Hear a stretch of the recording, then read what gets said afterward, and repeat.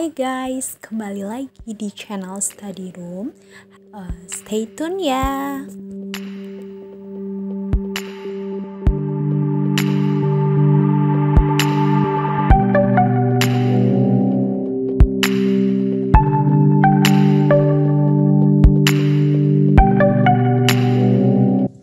Hai guys, welcome back to my YouTube channel. Hari ini kita mau bahas soal-soal perhitungan yang berkaitan dengan validasi.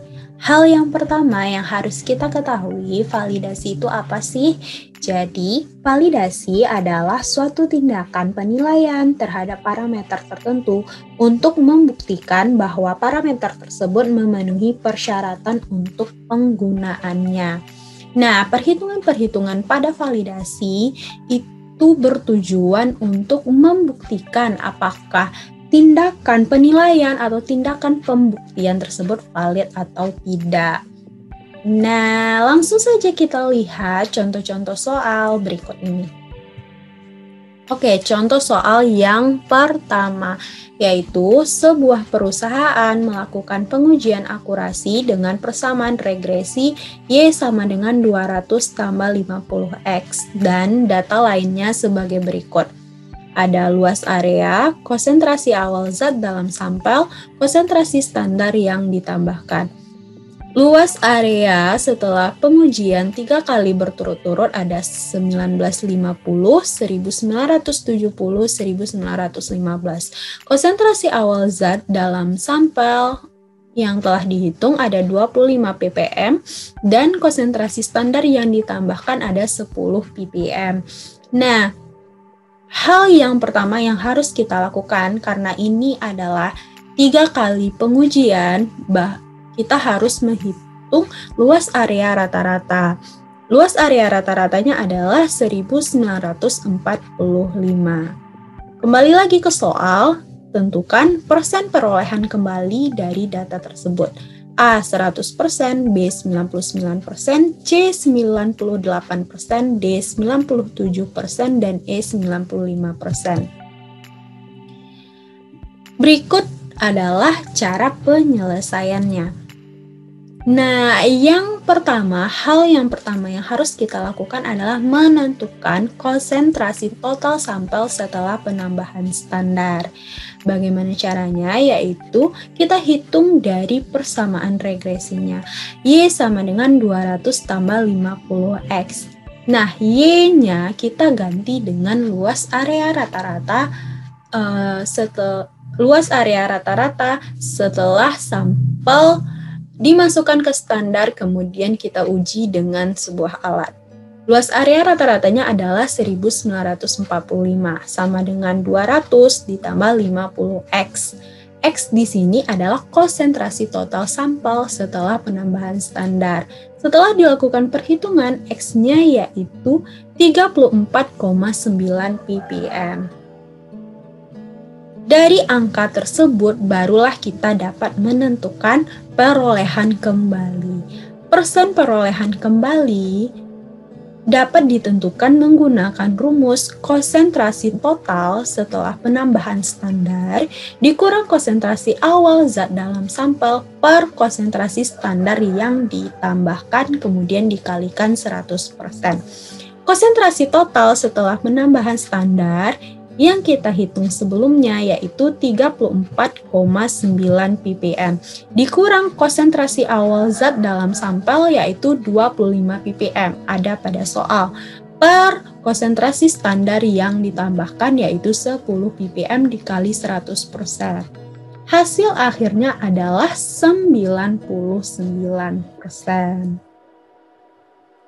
Nah, sebenarnya sedikit informasi, perolehan kembali ini merupakan salah satu syarat untuk menentukan apakah metode analisis, apakah suatu alat itu tervalidasi atau tidak.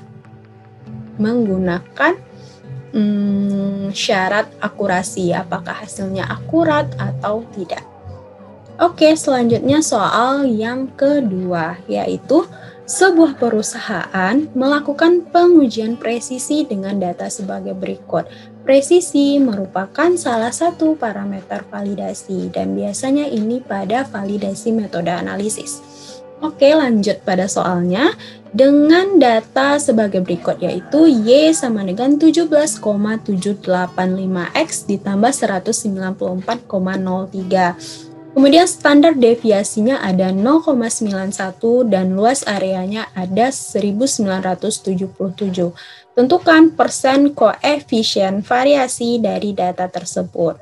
A 1,02%, B 1,52%, C 0,9%, D 0,83%, dan E 0,87%. Oke, langsung saja kita lihat bagaimana penyelesaiannya. Nah, penyelesaian yang pertama dari persamaan regresi kita dapat menentukan konsentrasi yang ada pada sampel. Konsentrasi yang ada pada sampel dapat ditentukan dari persamaan regresi Y sama dengan 17,785X ditambah 194,03. Y-nya kita ganti dengan luas area, yaitu 1977 sama dengan 17,785X ditambah 194,03. Sehingga didapatkanlah konsentrasi yang ada pada sampel atau X-nya yaitu 100,25 ppm. Baru kemudian kita dapat menentukan koefisien variasinya. Koefisien variasi atau persen koefisien variasi, rumusnya adalah standar deviasi per konsentrasi sampel dikali 100%. Standar deviasinya kita dapatkan dari soal, yaitu 0,91 per konsentrasi sampel yang telah kita hitung sebelumnya, yaitu 100,25 ppm, kemudian dikali 100%. Jadi jawabannya adalah 0,9%.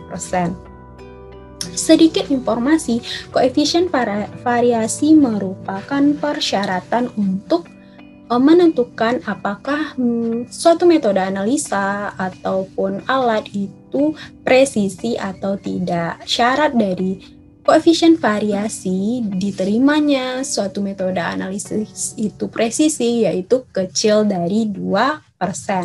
Jadi untuk soal ini itu sudah memenuhi syarat. Oke, kita lanjut ke soal yang ketiga, yaitu sebuah perusahaan melakukan pengujian limit of detection dengan data sebagai berikut.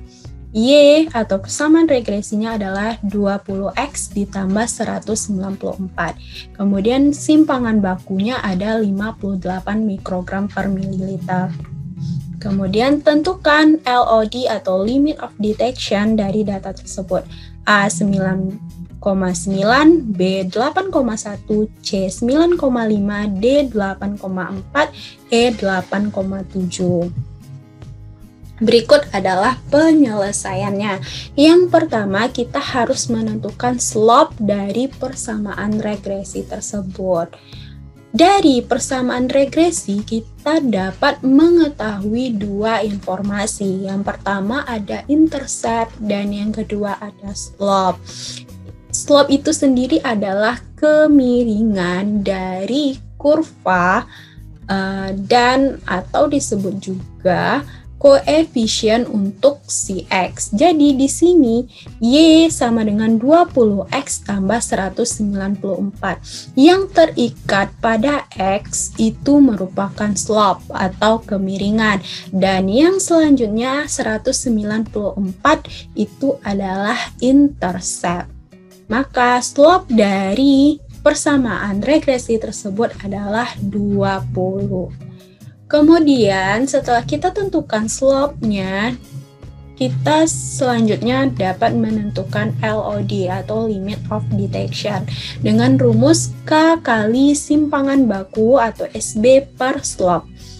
Nah, di sini K adalah konstanta. Konstanta untuk limit of detection yaitu 3. Sementara untuk LOK itu konstantanya beda lagi. Jadi 3 kali simpangan bakunya pada soal yaitu 58 mikrogram per mililiter per slop. Slopnya adalah 20. Jadi LOD-nya adalah 8,7 mikrogram per mililiter.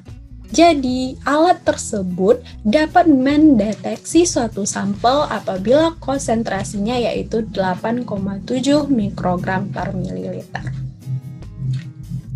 Selanjutnya, soal nomor 4. Sebuah perusahaan melakukan pengujian limit of quantification dengan data sebagai berikut. Y sama dengan 27X ditambah 190. Simpangan bakunya 50 mikrogram per mililiter. Tentukan LOQ dari data tersebut. A 18,5, B 17,5, C 18,1, D 17,7, dan E 18,9. Oke, berikut penyelesaiannya. Penyelesaian yang pertama yaitu kita harus menentukan slope dari persamaan regresi tersebut. Dari persamaan regresi, Y sama dengan 27X tambah 190, slope-nya atau kemiringannya adalah 27. Setelah slope dapat ditentukan, kita dapat menentukan LOQ-nya. Rumus dari LOQ adalah konstanta kali SB per slope, di mana untuk LOQ K-nya adalah 10 dan untuk LOD K-nya adalah 3. Jadi itu harus dihafalkan.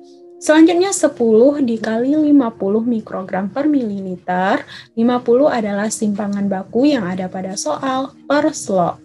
Slope-nya adalah 27. Setelah dilakukan perhitungan, didapatlah LOQ-nya adalah 18,5 mikrogram per mililiter.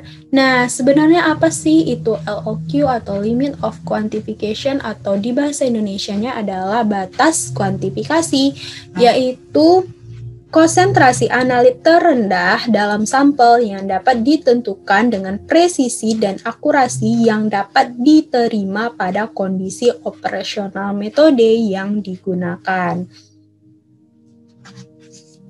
Oke, selanjutnya kita masuk ke soal yang kelima. Ini tentang validasi pembersihan. Industri farmasi akan melakukan validasi pembersihan alat yang digunakan untuk bahan aktif akarbose 100 mg dan asam mefenamat 500 mg, di mana batch size dari akarbose yaitu 200 kg dan asam mefenamat 100 kg. Batas safety-nya adalah 1000 jika akarbose akan dibersihkan terhadap asam mefenamat, berapakah MaCO dalam miligram per kilogramnya? A 100, B 250, C 150, D 200, dan E 300. Berikut adalah penyelesaiannya. Yang pertama kita harus mengetahui beberapa singkatan. Yang pertama MaCO atau Maximum Allowable Carryover dihitung pada dosis terapeutik, di mana satuannya adalah miligram per kilogram. Yang kedua ada MSD atau Minimum Single Dose dari produk yang harus dihilangkan. Satuannya adalah miligram. Yang ketiga adalah MDD atau Maximum Daily Dose dari produk berikutnya, produk berikut yang akan diproduksi. Dan yang keempat ada SF atau Safety Factor. Safety Factor ini berbeda tiap sediaan. Dan untuk oral biasanya berkisar antara 100 sampai 1000. Oke, rumus MaCO yaitu 1 per SF dikali MSD per MDD. Langsung saja kita selesaikan soalnya. 1 per SF kali MSD per MDD. Oke, safety factor untuk oral yaitu pada soal 1000. 1 per 1000 dikali MSD minimum single dose produk yang akan dihilangkan. Oke, kita lihat kembali soalnya. Pada soal, ada pernyataan jika akarbose akan dibersihkan terhadap asam mefenamat. Berarti akarbose telah diproduksi. Kemudian selanjutnya yang akan diproduksi adalah asam mefenamat. Tentu si akarbose harus kita bersihkan terlebih dahulu. Nah, MSD-nya merupakan minimum single dose dari si akarbose 100 mg per mdd, maksimum daily dose asam mefenamat 500 dikali 10 pangkat min 6, karena 500-nya satuannya miligram, kemudian kita konversikan ke kilogram. Sehingga setelah dilakukan perhitungan, didapatlah MaCO-nya dalam miligram per kilogram, yaitu 200. Oke, sekian dulu video kita kali ini. Mohon maaf atas segala kesalahan. Semoga bermanfaat. Satu kalimat buat kalian, yaitu your only limit is your mind. So, selalu positive thinking. Dadah, bye-bye. See you next video.